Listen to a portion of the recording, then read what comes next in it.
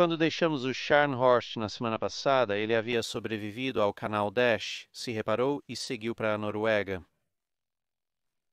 Depois disso, além de sofrer alguns danos de tempestade, bombardearam o Spitsbergen principalmente defensivo e descobrir que as adições de guerra aumentaram seu calado em meio metro e, consequentemente, diminuíram sua velocidade em cerca de um nó e meio.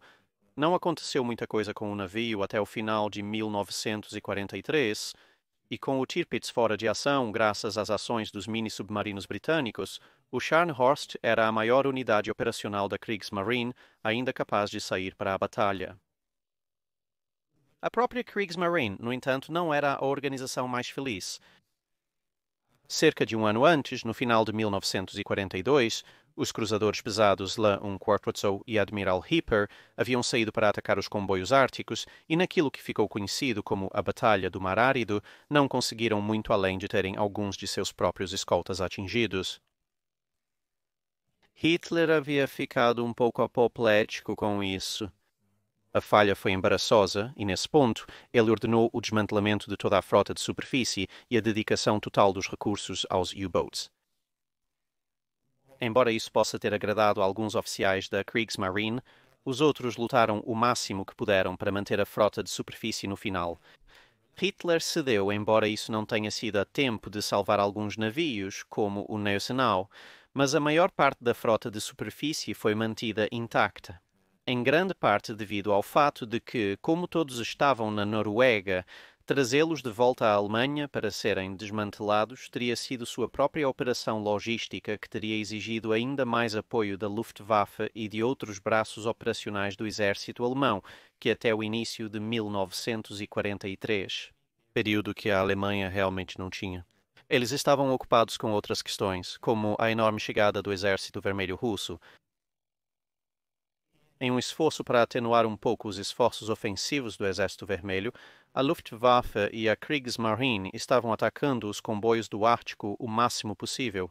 No entanto, durante o verão, não havia tantos comboios do Ártico, e, para ser honesto, se houvesse, os alemães também não teriam ido atrás deles com tanta intensidade.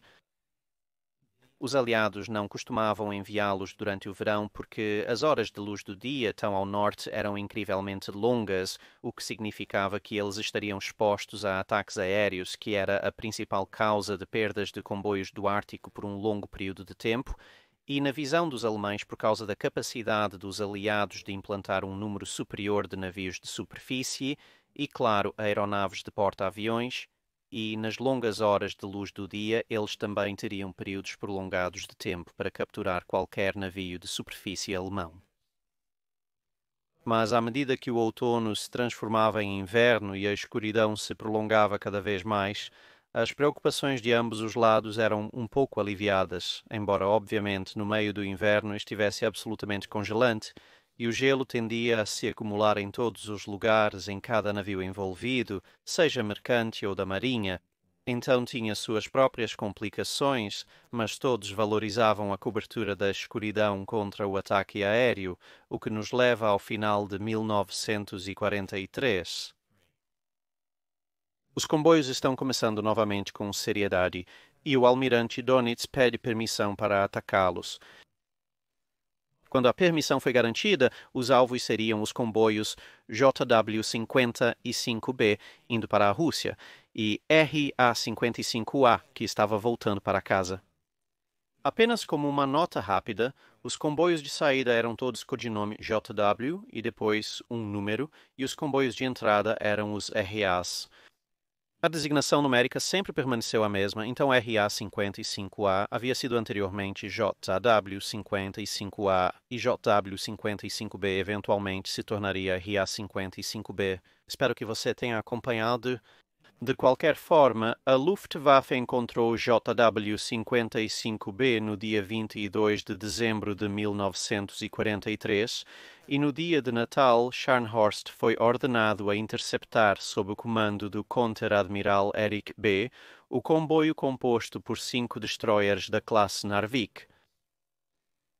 O próprio comboio era protegido por 2 destroyers e 3 escoltas mais leves próximas para se proteger contra ataques de submarinos, com uma força próxima de 8 destroyers da frota doméstica como backup, que era uma força razoável, mas que o Scharnhorst e seus escoltas poderiam lidar com bastante confiança se fosse coberto pela Luftwaffe, já que obviamente o poder de fogo superior do Scharnhorst pode ter sido contra um espalhamento de torpedos bastante significativo dos destroyers, então o apoio aéreo da Luftwaffe seria muito útil para interromper tais ataques. Se esse ataque corresse bem, RA-55A tinha uma escolta quase idêntica, exceto, bem, eles tinham um varredor de minas com eles para todo o bem que isso faria. JW-55B era, claro, o alvo muito mais lucrativo e valioso, já que era um comboio cheio de suprimentos indo para a Rússia, enquanto RA-55A eram principalmente navios vazios voltando. A perda dos navios de qualquer comboio seria prejudicial, mas a perda do material bélico em JW-55B seria muito mais danosa aos aliados. No entanto, com as unidades de capital alemãs na Noruega tendo muito pouco a fazer, o comandante da frota doméstica, neste ponto o almirante Sir Bruce Fraser, percebeu que provavelmente haveria ataques aos comboios e planejou uma armadilha. Ele tinha certeza de que um comboio ártico seria atacado pelos alemães em breve. Com o JW-55A tendo passado em segurança, ele agora estava convicto de que os alemães iriam morder a isca com o JW-55B. Quando a combinação de relatórios de inteligência, avistamentos da resistência norueguesa e informações do próprio comboio deixaram claro que o comboio estava sendo seguido por aeronaves, ele partiu para o mar com o encouraçado da classe King George VI Her Majesty's Ship Duke of York, o cruzador Her Majesty's Ship Jamaica, 3 destroyers da classe S da Marinha Real, e o Stord, outro destroyer da classe S que havia sido alocado a uma tripulação de destroyer norueguesa que estava lutando junto com os aliados. Voltando pelo outro caminho estava a força de cruzadores que havia coberto o JW-55A à distância, consistindo no cruzador pesado Her Majesty's Ship Norfolk e nos cruzadores leves Her Majesty's Ship Sheffield e Her Majesty's Ship Belfast. Seu plano era tentar usar a cobertura da escuridão e qualquer clima que surgisse para ajudar a se aproximar do Scharnhorst, idealmente até cerca de 12.000 jardas antes de abrir fogo, pois ele sabia que o Scharnhorst sempre seria mais rápido que o Duke of York e, portanto, ao abrir fogo a uma distância tão próxima, esperava-se que não fosse avistado antes. Significaria que, mesmo que o Scharnhorst escolhesse fugir, ele permaneceria no alcance dos canhões do Duke of York por um período considerável de tempo, negando-lhe uma fuga rápida. A caminho do comboio, as forças de Fraser praticaram sua estratégia, com o cruzador Jamaica substituindo o Scharnhorst. Do lado dos aliados, à medida que o Natal se aproximava, o tempo começou a piorar bastante, e o comboio JW-55B havia entrado na área de maior perigo. As duas grandes forças de escolta seguiam uma em direção à outra, o que era uma boa notícia, e ao sul, sem o conhecimento dos aliados, o Scharnhorst enfrentava o mesmo mau tempo e mares agitados. No dia 26, o Almirante Bay estava na mesma área difícil que os comboios e a batalha estava prestes a começar.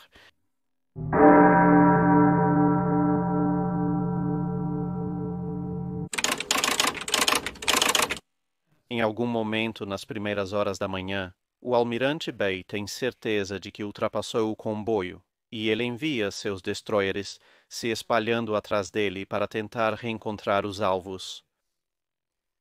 Enquanto isso, o Almiral Fraser ordena RA-55A para o norte, longe da batalha iminente, e ordena que 4 de seus destroyers de escolta da frota se separem e se juntem à frota britânica em formação, pois ele sabe que os alemães sabem onde está o JW-55B, mas ele não recebeu nenhum relatório de atividade alemã em torno do comboio de retorno RA-55A.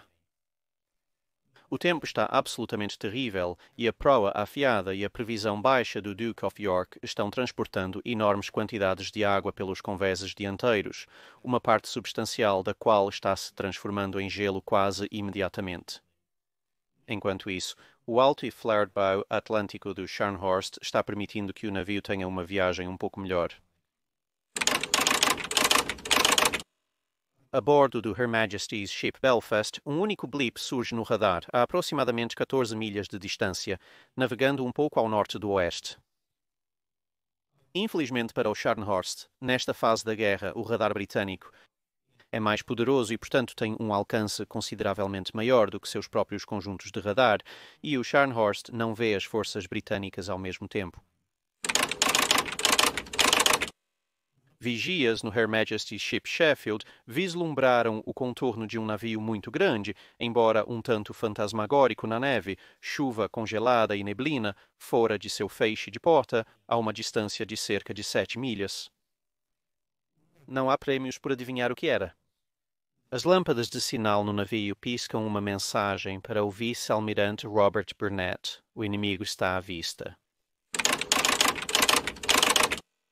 A escuridão é dividida por um único sinalizador branco brilhante arqueando pelo céu, enquanto Belfast dispara uma granada iluminante para iluminar a área. Apesar do controle de radar para suas armas, como Scharnhorst acabou de começar a virar para o sul quando ela é avistada e o fogo começou, os projéteis de Belfast e Sheffield erram.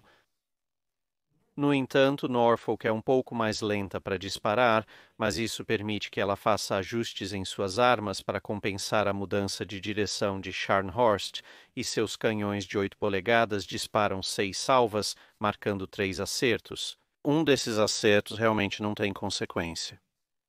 Outro destrói o diretor de artilharia do porto. Normalmente isso seria um problema, mas em uma tempestade de neve intensa, basicamente não há chance de ataque aéreo, então, novamente, não é realmente um grande problema. No entanto, o terceiro impacto é muito mais problemático, destruindo o conjunto de radar dianteiro do Scharnhorst e deixando o navio cego no arco frontal. Isso reduz os próprios salvos de resposta do Scharnhorst para mirar nas breves e obscuras luzes de tiros que iluminam a noite toda vez que os navios britânicos disparam seus próprios salvos. Isso não é ajudado pelo fato de que as estrelas de artilharia dos cruzadores leves britânicos estão iluminando a neve que gira em torno do navio, fazendo tudo parecer uma névoa branca geral. Há ainda mais complicações, pois o Norfolk está usando o propelente padrão da Marinha Real, o que deixa os flashes de suas armas bastante visíveis. Belfast e Sheffield estão usando uma nova munição de flash reduzido.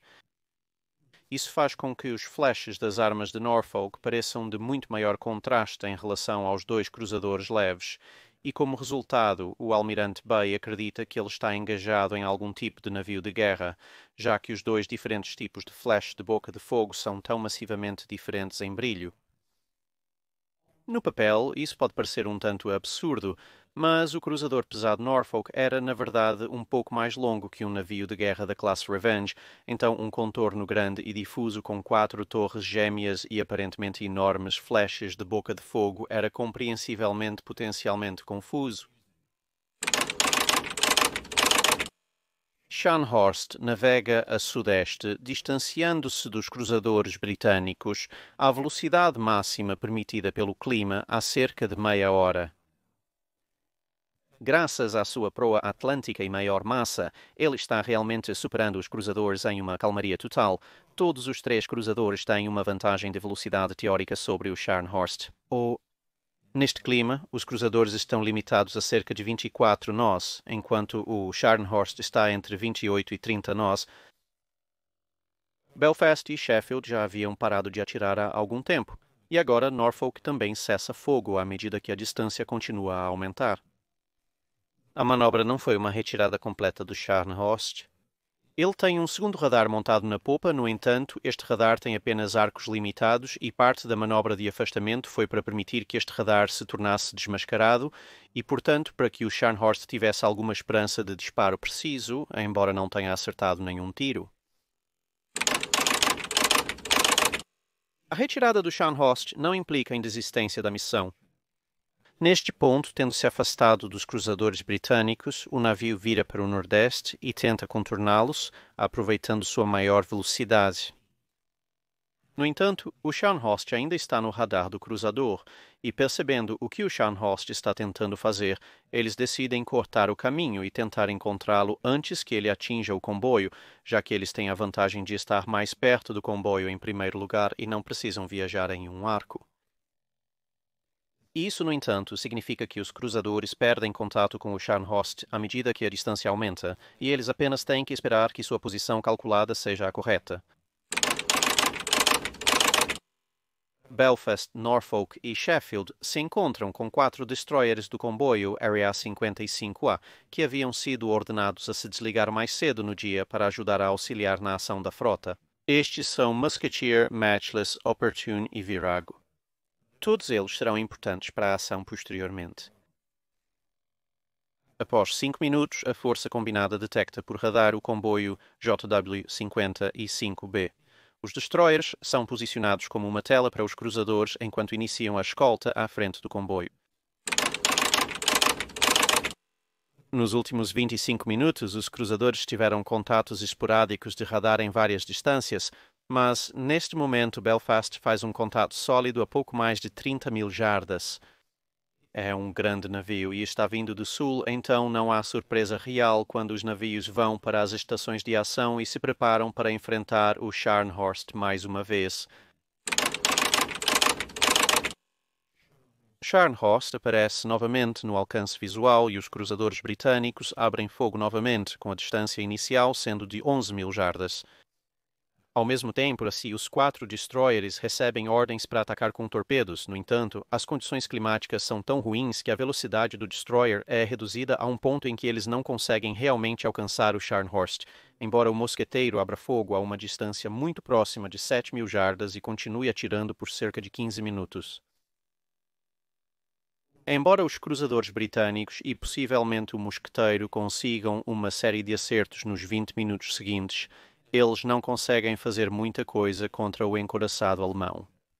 No entanto, cerca de meio caminho durante o confronto, um projétil de 11 polegadas vem gritando em direção a Norfolk, perfurando diretamente a barbeta da torre traseira super disparadora, colocando a torre fora de ação. Um segundo projétil atinge o meio do navio e desabilita o radar de Norfolk. Isso não significa apenas que a agora reduzida bateria principal de Norfolk é incapaz de engajar o Scharnhorst com precisão, mas também significa que sua capacidade de até mesmo ver o navio diminuiu bastante significativamente. Uma salva da bateria principal também atinge o Sheffield e vários estilhaços e fragmentos de conchas perfuram o navio, causando vários pequenos danos que voltarão a assombrar o Sheffield mais tarde na luta. No entanto, apesar de levar a melhor neste confronto, o Scharnhorst vira e recua mais uma vez. Com o estado do mar se acalmando, embora a neve e outras condições climáticas ainda sejam terríveis, os cruzadores britânicos conseguem fazer cerca de 28 nós e o Scharnhorst está fazendo aproximadamente a mesma velocidade. Então, usando os radares ainda operacionais em Sheffield e Belfast, os cruzadores mantêm uma vigilância a cerca de 14.000 jardas e começam a seguir o Scharnhorst, com os destroyers seguindo um pouco atrás. O fogo de ambos os lados cessa por volta de 1241, pois nenhum consegue distinguir o outro na escuridão, e a distância aumenta de um ponto em que a detecção de respingos de projéteis é praticamente impossível nessas condições. Aproximadamente neste momento, o Almirante Bay parece ter desistido da ideia de atacar o comboio com o Scharnhorst, mas sabendo que ele tem uma cauda e que está atraindo os cruzadores britânicos para longe do comboio, ele envia um sinal para seus próprios destroyers dizendo-lhes aproximadamente onde ele acredita que o comboio esteja e ordenando-lhes que o ataquem, esperando atrair os cruzadores britânicos e seus próprios destroyers para longe o suficiente para dar aos seus próprios destroyers um tiro direto no comboio. Infelizmente para ele, a posição do comboio que ele envia foi relatada incorretamente, e embora os destroyers alemães conseguissem contornar as forças britânicas combinadas na área, eles não seriam realmente capazes de encontrar o próprio comboio. No entanto, os cruzadores ainda estavam seguindo-o, embora nas próximas horas tanto Sheffield quanto Norfolk tivessem problemas intermitentes no motor que os obrigariam a recuar. Primeiro Norfolk, desenvolvendo problemas de estilhaços e outros danos sofridos pelos impactos de projéteis de 11 polegadas, e depois Sheffield pelos impactos fragmentados. Em teoria, isso deixa Belfast sozinho contra Scharnhorst, mas com o radar quebrado no Scharnhorst, a artilharia de longo alcance é muito difícil e imprecisa, e Belfast está bastante satisfeito em ficar a longa distância e dizer a todos os outros onde o alvo está usando seu radar funcionando, em vez de se aproximar e tentar enfrentar o Scharnhorst 1 a 1. Usando informações fornecidas pelo Belfast, Duke of York e seus escoltas têm se movido para cortar o Scharnhorst. Neste momento, Belfast relata que o Duke of York e sua frota aparecem em seu radar a cerca de 40.000 jardas de distância. Da mesma forma, Duke of York vê Belfast e ordena ao cruzador leve que dispare uma granada iluminante para iluminar a área. Belfast faz isso 7 minutos depois, e de repente, Scharnhorst se vê mais uma vez iluminado pelas gigantescas bolas de fogo flamejantes no céu, enquanto Belfast dispara rapidamente várias salvas de granadas iluminantes na área. O radar do Duke of York detectou o Scharnhorst se aproximando a 41,6 km devido à sua maior assinatura de radar. As armas estavam se ajustando para uma solução de disparo. Os destroyers de escolta do Duke of York também estavam se movendo para assumir a posição para um ataque de torpedo, e a Jamaica estava seguindo o Duke of York à distância. De acordo com seu plano, Fraser deixou o Scharnhorst se aproximar cada vez mais, em vez de abrir fogo. O Scharnhorst acredita que está apenas sob fogo de assédio do Belfast, pois seu radar frontal, lembre-se, está quebrado e ele não consegue ver para onde está indo. Neste momento, porém, o Duke of York dispara sua própria estrela de concha de 14 polegadas, consideravelmente maior e mais luminosa que a de 6 polegadas do Belfast. Ele ilumina um Scharnhorst que aparentemente não estava esperando nada do tipo, com suas baterias principais treinadas para frente e para trás na posição de viagem. No entanto, a próxima salva do Duke of York está longe de ser uma estrela de concha inofensiva.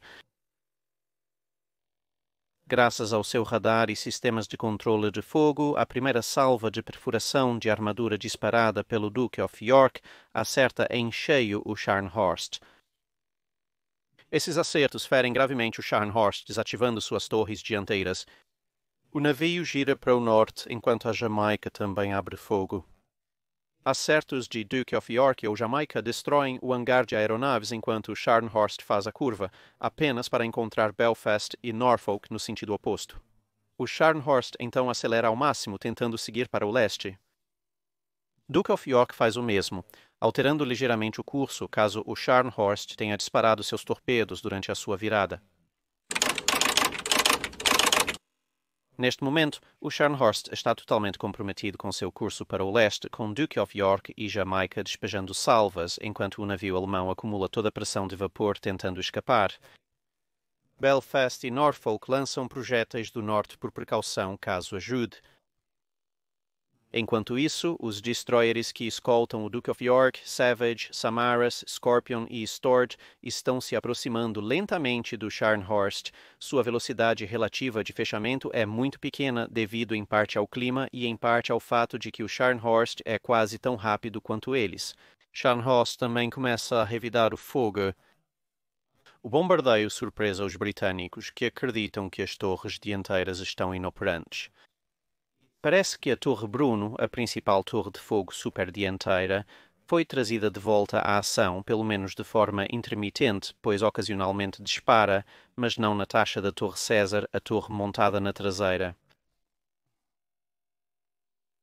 O navio está oscilando para frente e para trás em seu curso, virando para desencadear um bombardeio de 2 torres quando pode, e então virando para colocar sua popa diretamente no Duque de York para apresentar o menor alvo possível. Ela não acerta nenhum golpe direto, mas há uma série de quase acertos, e alguns projéteis de 11 polegadas derrubam as linhas de rádio e o fio que conecta os sistemas de radar e controle de fogo. Os radares estão por toda parte sem sucesso neste confronto, com 3 conjuntos em 3 navios distintos desativados por ataques relativamente leves. No entanto, no Duke of York, um tenente corajoso ou possivelmente suicida sobe o mastro na noite congelante e toda a neve e emenda os fios de volta à mão, reativando o radar do Duke of York.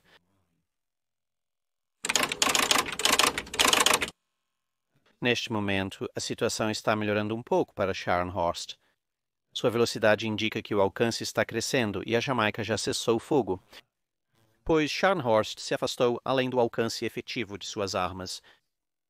Além disso, seus próprios salvos, embora inicialmente um tanto esporádicos e imprecisos, estão ficando mais rápidos e precisos à medida que o tempo passa. E finalmente ela ainda conseguia se manter à frente dos destroyers que se aproximavam, então não havia nenhum torpedo na água para se preocupar também. Mas é também por volta dessa hora que tudo muda. Um dos projéteis de 14 polegadas do Duque de York vem gritando a longa distância, perfura diretamente através da armadura do navio e desativa uma sala de caldeiras. Isso reduz temporariamente a velocidade do navio para 10 nós, embora reparos frenéticos rapidamente façam o navio voltar a 22 nós. Mas neste ponto, graças à desaceleração temporária e ao fato de que eles estão restritos a 22 nós, está bastante claro que o Scharnhorst não vai mais conseguir fugir de seus atacantes, e os destroyers começaram a se aproximar rapidamente. Reconhecendo o inevitável, o almirante Bay transmite seu último sinal de rádio para a Alemanha. Lutaremos até que a última bala seja disparada. Os destroyers Savage e Samaritz estão se aproximando para um ataque de torpedo quando sofrem um bombardeio relativamente pesado da bateria secundária do Scharnhorst. Embora sejam forçados a tomar uma ação evasiva, nenhum deles é atingido, e o bombardeio não é nem de perto tão intenso quanto eles pensavam que poderia ser. Com base no testemunho da tripulação do Scharnhorst mais tarde, parece que um bom número das tripulações da bateria secundária mais leve foi instruído a se abrigar durante o principal confronto com o Duke of York, e essa ordem nunca foi revogada, levando à confusão enquanto algumas das tripulações tentam voltar à ação, mas obviamente suas armas não estão disparando para esta parte inicial do confronto. Infelizmente, ao virar para enfrentar Savage e Samuruz, o navio se expôs ao ataque de Scorpion e Stodge. Scharnhorst toma uma ação evasiva, virando paralelo ao rastro dos torpedos, mas ainda assim é atingido por um dos 8 torpedos disparados. Sua má sorte não termina aí, no entanto, pois virar para esta posição a colocou diretamente na mira de Savage e Samurats, que saíram de sob o fogo de sua bateria secundária e lançaram sua própria salva. Isso é muito mais danoso, acertando 3 golpes no lado de bombordo do Scharnhorst em troca dos Samurats finalmente serem atingidos por várias armas da bateria secundária do Scharnhorst. Todos os destroyers também entram em uma furiosa canhonada com o Scharnhorst, tentando suprimir as mesmas armas secundárias. Um desses torpedos impacta adjacente a uma sala de caldeiras, inundando-a e danificando um dos eixos da hélice, o que imediatamente reduz a velocidade máxima do Scharnhorst para 10 nós. Mais uma vez, as equipes alemãs de reparo de danos entram em modo frenético de reparo e, mais uma vez, a velocidade do navio sobe para entre 20 e 22 nós. No entanto, parece que o dano infligido foi demais para as equipes, pois a partir deste ponto a velocidade do Scharnhorst começa a diminuir gradualmente ao longo do restante do confronto. Durante o ataque do destruidor, Duke of York e Jamaica viraram a proa e fecharam a distância o mais rápido possível. Agora, à medida que se afasta, os 2 navios reabrem fogo a uma distância de pouco mais de 10.000 jardas. Ao norte, Norfolk e Belfast aparecem com Sheffield bem atrás deles. O radar de Norfolk ainda está desligado, então após 2 disparos, ela cessa fogo devido à dificuldade em estimar corretamente a distância. Enquanto isso, Belfast dispara alegremente com sua bateria de 6 polegadas. Com todas as 3 embarcações ainda tendo orientação por radar e com a distância tendo-se fechado para quase à queima-roupa, o Scharnhorst é transformado em uma casa de carnificina de fogo e explosões em 5 minutos. Apesar disso, seu armamento principal restante e a bateria secundária em rápido declínio continuam a engajar o Duke of York e a Jamaica da melhor forma possível. Jamaica e Belfast, mais os 4 destroyers do comboio RA-50 e 5A, se aproximam e disparam mais algumas dezenas de torpedos em sua direção geral. Neste ponto, explosões esporádicas de munição e incêndios a bordo do navio estão destruindo qualquer capacidade de combate restante que ela tenha. Os cruzadores reivindicam pelo menos 3 acertos entre eles e os destroyers até 7, embora a avaliação pós-batalha considere que um total de 5 acertos é provavelmente o mais preciso.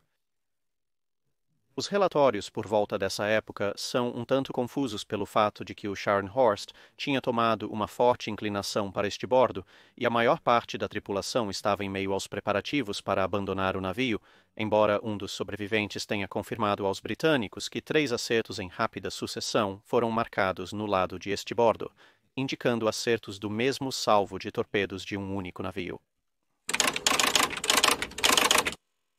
Depois de disparar os torpedos de um lado, o Belfast deu a volta para disparar os torpedos do outro lado, apenas para descobrir que tudo o que ele pode ver do Scharnhorst é uma conglomeração de fumaça, névoa, neve e vapor iluminados em vermelho e laranja pelo brilho de um navio em chamas em algum lugar dentro. Portanto, o Belfast segurou fogo. De acordo com os relatos de sua tripulação, neste momento o Scharnhorst afunda com suas hélices ainda girando. Momentos depois, há algum tipo de explosão significativa enquanto o navio se dirige para o fundo, que é tanto sentida quanto ouvida a bordo de todos os navios britânicos, embora o próprio naufrágio seja invisível para esses navios britânicos devido à fumaça e ao brilho dos incêndios.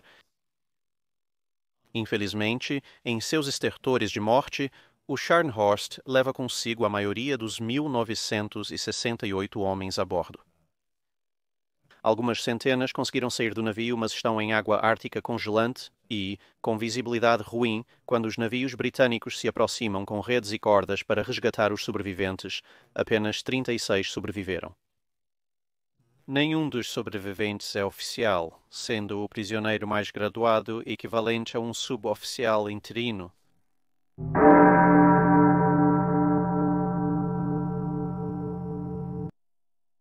Várias observações notáveis foram feitas a partir desta ação. Em primeiro lugar, o destroyer norueguês Stord mostrou uma antipatia notável e de certa forma compreensível em relação ao Scharnhorst, navegando a uma distância de 1.500 jardas, disparando contra o navio com seus canhões de 420 mm durante todo o caminho de entrada e saída, disparando seus torpedos a queima-roupa. Em segundo lugar, a batalha foi uma clara demonstração da necessidade de radar em qualquer envolvimento de navio. Em teoria, o Scharnhorst deveria ter sido capaz de lidar com qualquer um ou todos os seus oponentes até se encontrar com o Duke of York, incluindo todo o grupo de cruzadores. Apenas o próprio Duke of York representava uma ameaça existencial ao navio alemão, mas a perda de seu radar frontal logo no início do envolvimento virou o jogo contra ela, forçando uma retirada dos cruzadores quando eles permaneceram a longa distância, usando seu próprio radar, e então prejudicando sua capacidade de contra-atacar os destroyers. Isso também a deixou completamente cega para a aproximação do Duke of York, e ao mesmo tempo as informações passadas pelo radar permitiram que o Duke of York meio que incapacitasse o Scharnhorst em seu salvo inicial um tanto distante dos compromissos anteriores, quando muitos salvos iniciais eram necessários para ajustar o alcance. Esta seria a penúltima batalha de encouraçados na história, e a Batalha do Estreito de Surigao, a última luta de encouraçados, também mostraria o imenso valor do radar de artilharia.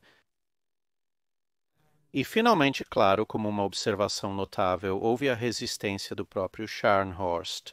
Encurralado, preso e em desvantagem numérica, ela ainda assim fez como Bay havia dito e lutou até a última bala. Mais tarde naquela noite, o almirante Fraser informou seus oficiais com a frase que também encerra o guia de 5 minutos para o Scharnhorst. Senhores, a batalha contra o Scharnhorst terminou em vitória para nós. Espero que, se algum de vocês for chamado para liderar um navio em ação contra um oponente muitas vezes superior, você comandará seu navio tão corajosamente quanto o Scharnhorst foi comandado hoje.